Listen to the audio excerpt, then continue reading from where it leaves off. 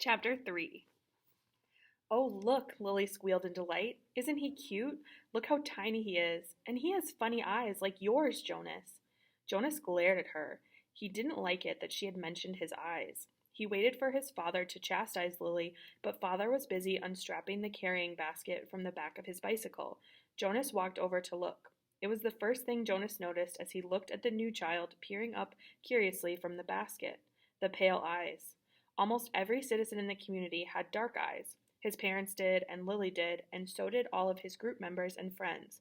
But there were a few exceptions. Jonas himself and a female 5 who he had noticed had the different, lighter eyes. No one mentioned such things. It was not a rule, but it was considered rude to call attention to things that were unsettling or different about individuals. Lily, he decided, would have to learn that soon, or she would be called in for a chastisement because of her insensitive chatter. Father put his bike into its port. Then he picked up the basket and carried it into the house. Lily followed behind, but she glanced back over her shoulder at Jonas and teased. "Maybe he has the same birth mother as you." Jonas shrugged. He followed them inside, but he had been startled by the new child's eyes. Mirrors were rare in the community. They weren't forbidden, but there was no real need of them, and Jonas had simply never bothered to look at himself very often, even when he found himself in a location where a mirror existed.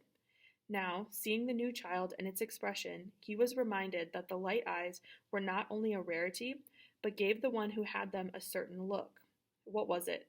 Depth, he decided, as if one were looking into the clear water of the river down to the bottom, where things might lurk which hadn't been discovered yet.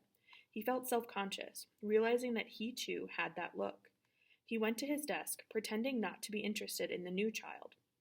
On the other side of the room, Mother and Lily were bending over to watch as Father unwrapped its blanket. "What's his comfort object called?" Lily asked, picking up the stuffed creature which had been placed beside the new child in his basket. Father glanced at it. "Hippo," he said. Lily giggled at the strange word. "Hippo," she repeated, and put the comfort object down again. She peered at the unwrapped new child who waved his arms. "I think new children are so cute," Lily sighed. "I hope I get assigned to be a birth mother." "Lily," Mother spoke very sharply, "don't say that. There's very little honor in that assignment."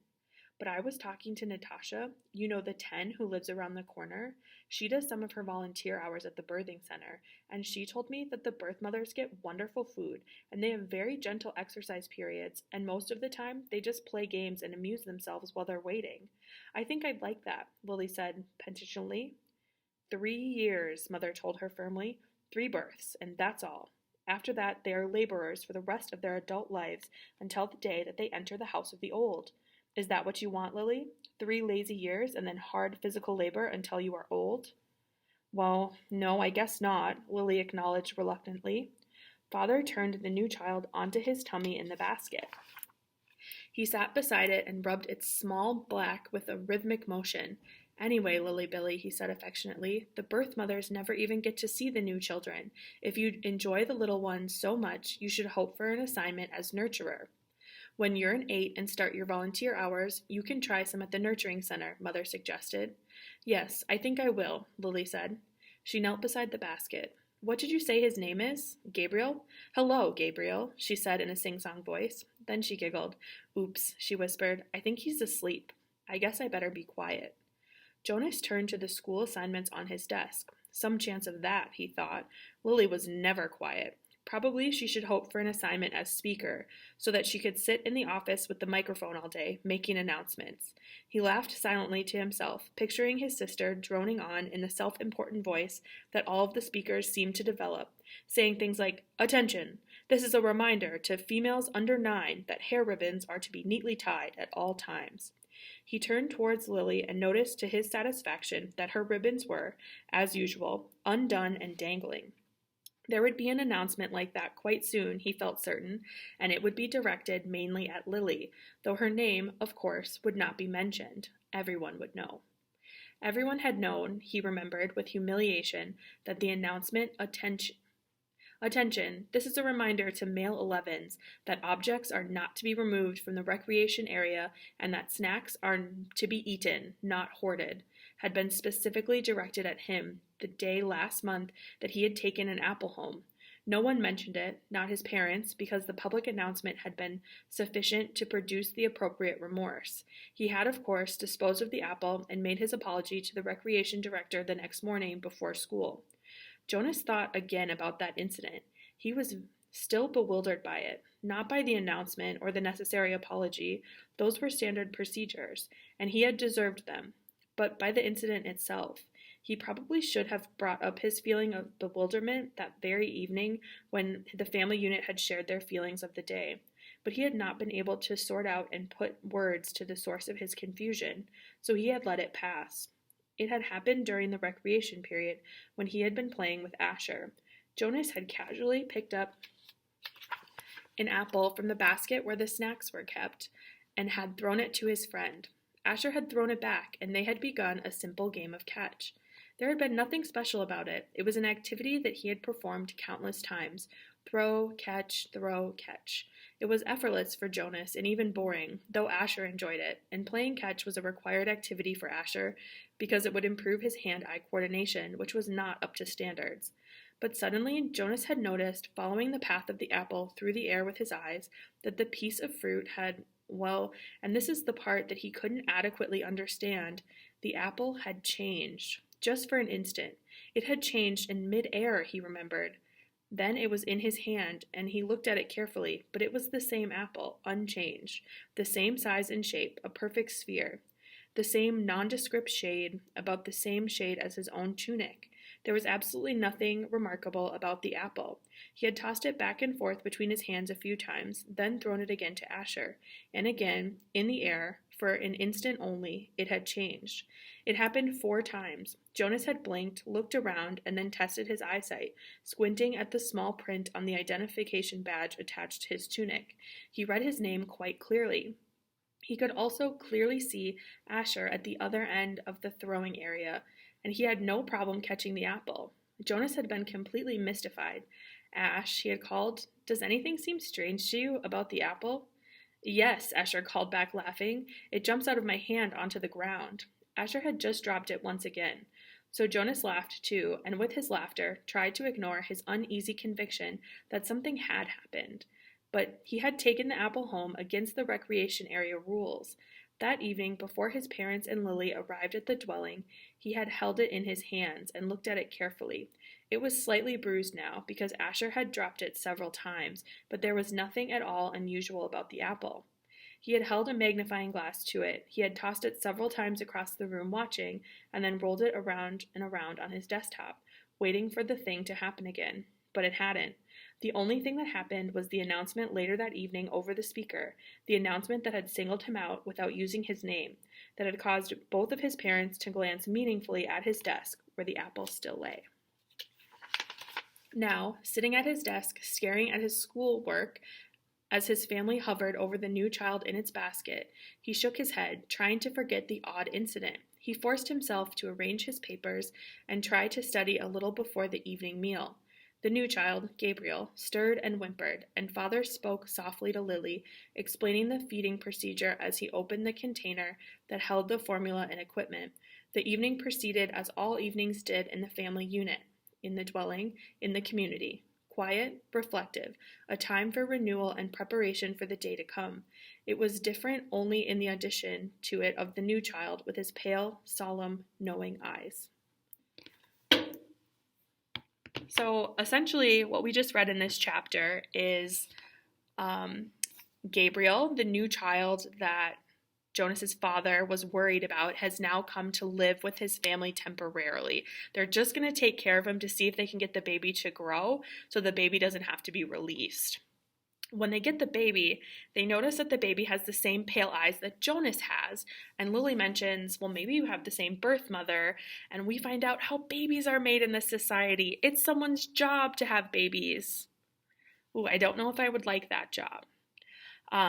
Also, we hear about an incident that Jonas and Asher were throwing an apple, and while they were doing that, the apple changed in midair, and Jonas can't figure out why it's different, but he took the apple home with him, and while he did that, there was an announcement over the speaker that said, "Reminder, food is to be eaten and not hoarded."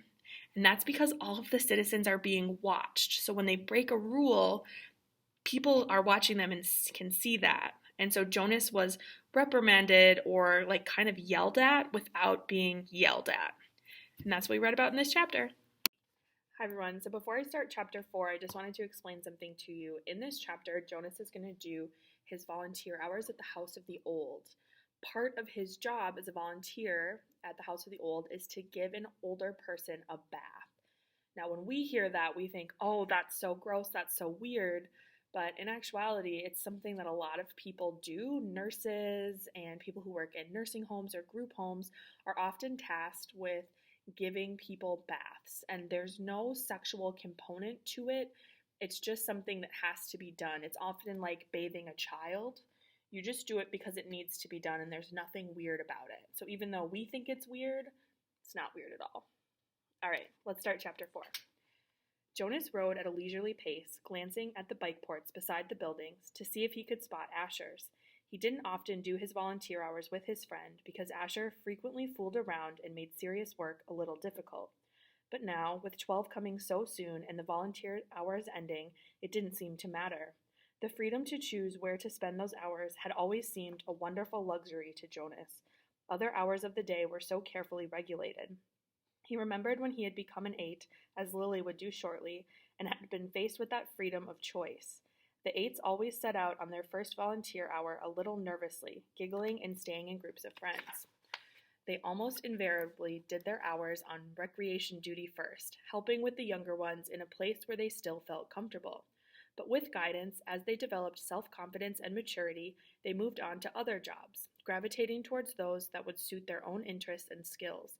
A male 11 named Benjamin had done his entire nearly 4 years in the rehabilitation center, working with citizens who had been injured. It was rumored that he was as skilled now as the rehabilitation directors themselves, and that he had even developed some machines and methods to hasten the rehabilitation.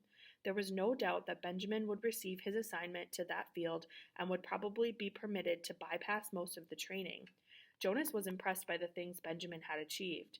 He knew him, of course, since they had always been groupmates, but they had never talked about the boy's accomplishments, because such a conversation would have been awkward for Benjamin. There was never any comfortable way to mention or discuss one's successes without breaking the rule against bragging, even if one didn't mean to. It was a minor rule, rather like rudeness, punishable only by the gentle chastisement, but still, better to steer clear of an occasion governed by a rule which would be so easy to break. The area of dwellings behind him, Jonas rode past the community structures, hoping to spot Asher's bicycle parked beside one of the small factories or office buildings. He passed the child care center where Lily stayed after school and the play areas surrounding it. He rode through the central plaza and the large auditorium where the public meetings were held. Jonas slowed and looked at the name tags on the bicycles lined up outside the nurturing center. Then he checked those outside food distribution.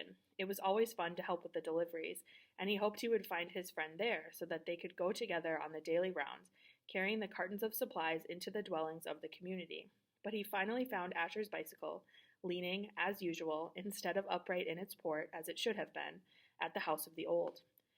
There was only one other child's bicycle there, that of a female 11 named Fiona. Jonas liked Fiona. She was a good student, quiet and polite, but she had a sense of fun as well, and it didn't surprise him that she was working with Asher today. He parked his bicycle neatly in the port beside theirs and entered the building. "Hello, Jonas," the attendant at the front desk said. She handed him the sign-up sheet and stamped her own official seal behind his signature. All of his volunteer hours would be carefully tabulated at the Hall of Open Records. Once, long ago, it was whispered among the children, and 11 had arrived at the ceremony of 12 only to hear a public announcement that he had not completed the required number of volunteer hours and would not, therefore, be given his assignment. He had been permitted an additional month in which to complete the hours, and then given his assignment privately, with no applause, no celebration, a disgrace that clouded his entire future. "It's good to have some volunteers here today," the attendant told him. "We celebrated a release this morning, and that always throws the schedule off a little, so things get backed up." She looked at a printed sheet. "Let's see. Asher and Fiona are helping in the bathing room. Why don't you join them there? You know where it is, don't you?" Jonas nodded, thanked her, and walked down the long hallway. He glanced into the rooms on either side. The old were sitting quietly, some visiting and talking with one another, others doing handwork and simple crafts. A few were asleep. Each room was comfortably furnished, the floors covered with thick carpeting. It was a serene and slow-paced place, unlike the busy centers of manufacture and distribution where the daily work of the community occurred. Jonas was glad that he had, over the years, chosen to do his hours in a variety of places so that he could experience the differences. He realized, though, that not focusing on one area meant he was left with not the slightest idea, not even a guess, of what his assignment would be. He laughed softly, thinking about the ceremony again. Jonas, he teased himself, but he suspected that, with the date so near, probably all of his friends were too. He passed a caretaker walking slowly with one of the old in the hall.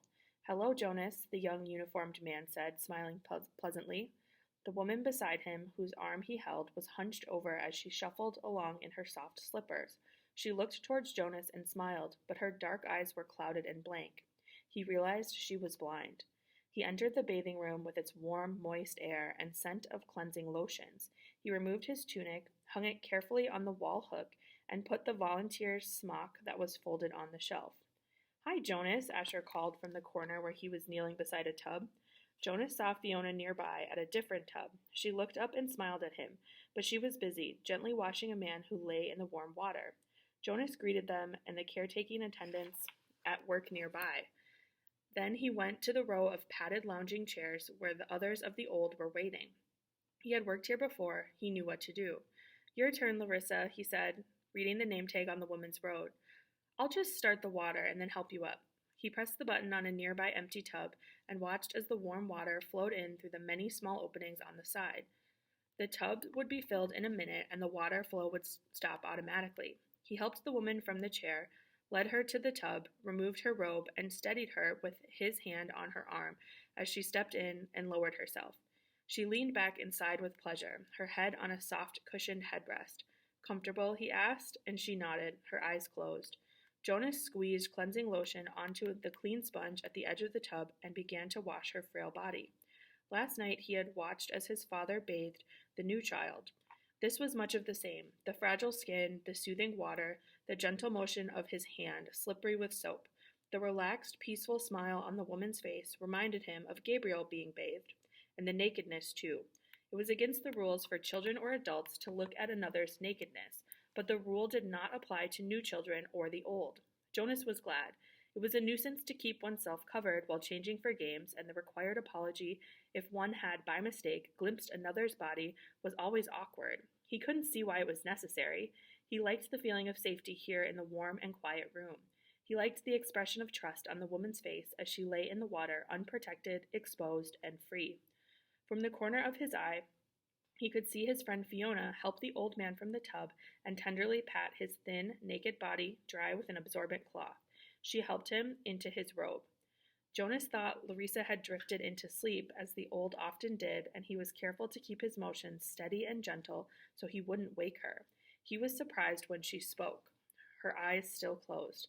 "This morning we celebrated the release of Roberto," she told him. "It was wonderful." "I knew Roberto," Jonas said. "I helped with his feeding the last time I was here, just a few weeks ago. He was a very interesting man." Larissa opened her eyes happily. "They told his whole life before they released him," she said. "They always do. But to be honest," she whispered with a mischievous look, "some of the tellings are a little boring. I even seen some of the old fall asleep during the tellings. When they released Edna recently, did you know Edna?" Jonas shook his head. He couldn't recall anyone named Edna. "Well, they tried to make her life sound meaningful. And of course," she added primly, "all lives are meaningful. I don't mean that they aren't. But Edna, my goodness, she was a birth mother, and then she worked in food production for years, until she came here. She never even had a family unit." Larissa lifted her head and looked around to make sure no one else was listening. Then she confided, "I don't think Edna was very smart." Jonas laughed. He rinsed her left arm, laid it back into the water, and began to wash her feet. She murmured with pleasure as he massaged her feet with the sponge. "But Roberto's life was wonderful," Larissa went on after a moment. "He had been an instructor of 11s. You know how important that is. And he had been on the planning committee. And goodness, I don't know how he found the time. He also raised two very successful children, and he was also the one who did the landscaping design for the Central Plaza. He didn't do the actual labor, of course. Now you're back. Lean forward and I'll help you sit up. Jonas put his arm around her and supported her as she sat. He squeezed the sponge against her back and began to rub her sharp boned shoulders. Tell me about the celebration. Well, there was the telling of his life. That is always first. Then the toast. We all raised our glasses and cheered.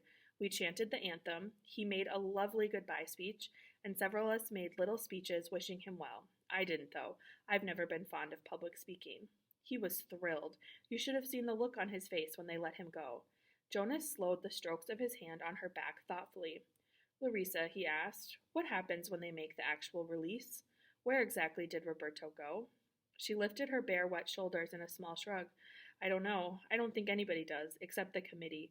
He just bowed to all of us and then walked, like they all do, through the special door in the releasing room. But you should have seen his look. Pure happiness, I'd call it. Jonas grinned. I wish I'd been there to see it. Larissa frowned. I don't know why they don't let children come. Not enough room, I guess. They should enlarge the releasing room. We'll have to suggest that to the committee. Maybe they'll study it, Jonas said slyly, and Larissa chortled with laughter. Right, she hooted, and Jonas helped her from the tub.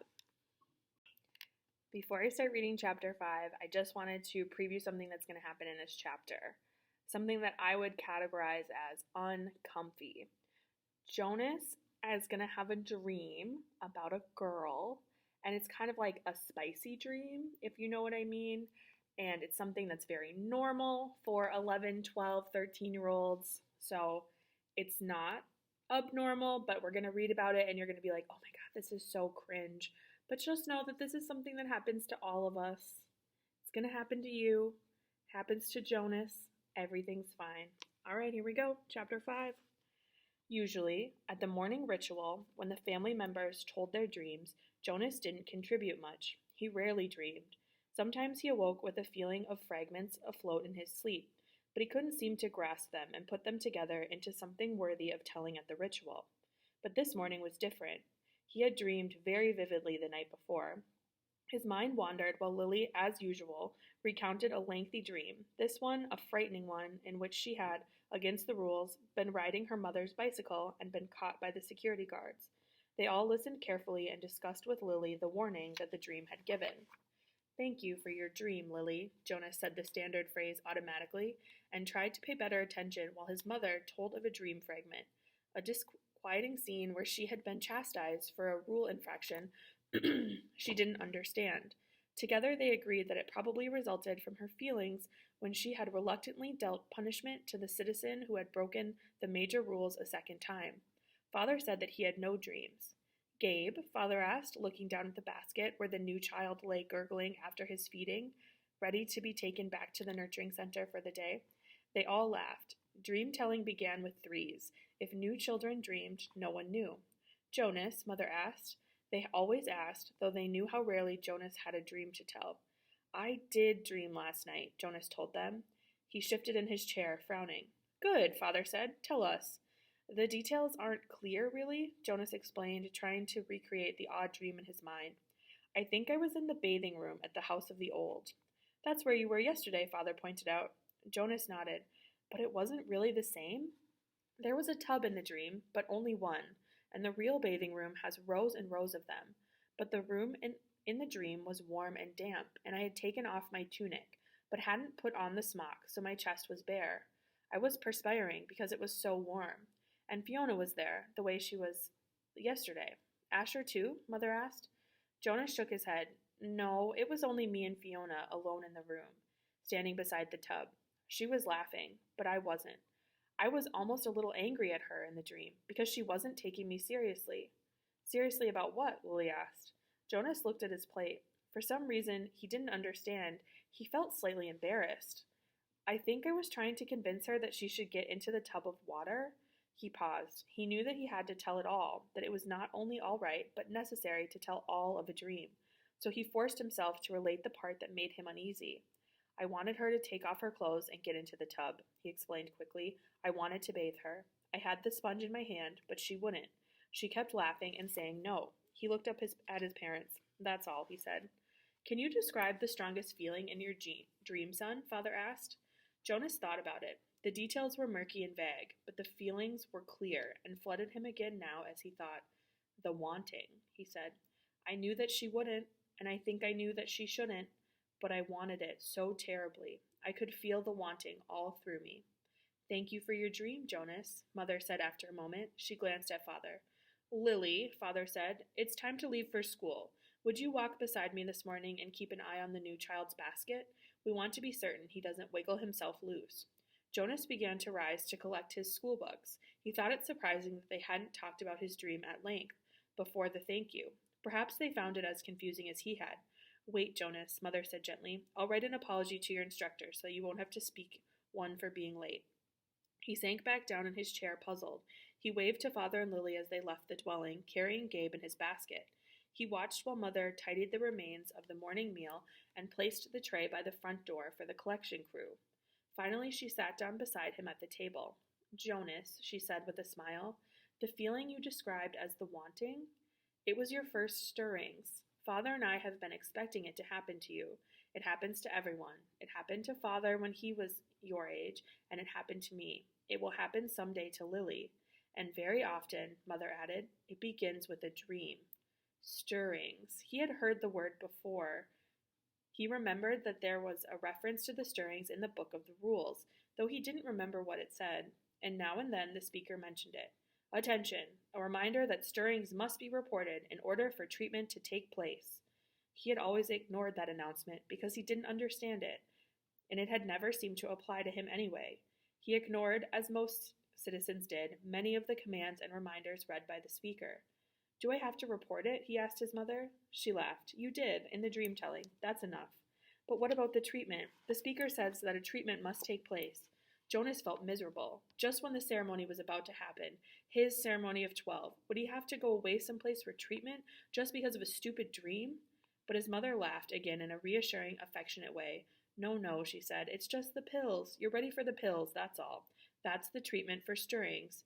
Jonas brightened. He knew about the pills. His parents both took them each morning, and some of his friends did, he knew. Once he had been heading off to school with Asher, both of them on bikes, when Asher's father had called from their dwelling doorway. You forgot your pill, Asher. Asher had groaned good-naturedly, turned his bike, and ridden back while Jonas waited. It was the sort of thing one didn't ask a friend about because it might have fallen into that uncomfortable category of being different. Asher took a pill each morning. Jonas did not. Always better, less rude, to talk about things that were the same. Now he swallowed the small pill that his mother handed him. That's all? He asked. That's all, she replied, returning the bottle to the cupboard. But you mustn't forget. I'll remind you for the first weeks, but then you must do it on your own. If you forget, the stirrings will come back. The dreams of stirrings will come back. Sometimes the dosage must be adjusted. Asher takes them, Jonas confided. His mother nodded, unsurprised. Many of your group mates probably do, the males at least, and they all will soon, females too. How long will I have to take them? Until you enter the house of the old, she explained, all of your adult life. But it becomes a routine. After a while, you won't even pay much attention to it. She looked at her watch. If you leave right now, you won't even be late for school. Hurry along. And thank you again, Jonas, she added as he went to the door, for your dream. Pedaling rapidly down the path, Jonas felt oddly proud to have joined those who took the pills. For a moment, though, as he remembered the dream again, the dream had felt pleasurable. Though the feelings were confused, he thought that he had liked the feelings that his mother had called stirrings. He remembered that upon waking, he had wanted to feel the stirrings again. Then, in the same way that his own dwelling slipped away behind him as he rounded a corner on the bicycle, the dream slipped away from his thoughts. Very briefly, a little guiltily, he tried to grasp it back, but the feelings had disappeared. The stirrings were gone. So, one of the things I just want you to think about, and you don't have to write anything down, why would stirrings be bad? Why would that feeling of like wanting, or like we might call it a crush on another person, why would that be bad for this society? Ponder that.